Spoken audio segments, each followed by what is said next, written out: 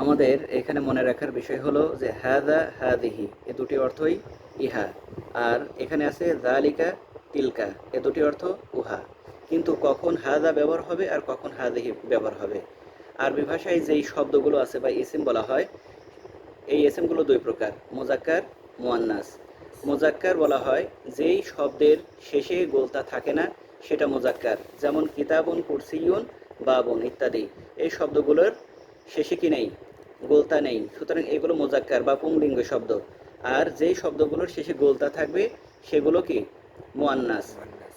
তখন মুজাক্কার শব্দের শুরুতে হাদা শব্দ ব্যবহার হবে, যেমন হাদা কিতাবুন। আর মুয়ান্নাস শব্দের শুরুতে হাদিহি শব্দ ব্যবহার হবে, যেমন হাদিহি সাআতুন, ইহা একটি ঘড়ি। সাআতুন শব্দ সামনে আসবে। আর যালিকা তিলকা, যালিকা মুজাক্কার শব্দের জন্য ব্যবহার হয়, তিলকা মুয়ান্নাস শব্দের জন্য ব্যবহার হয়।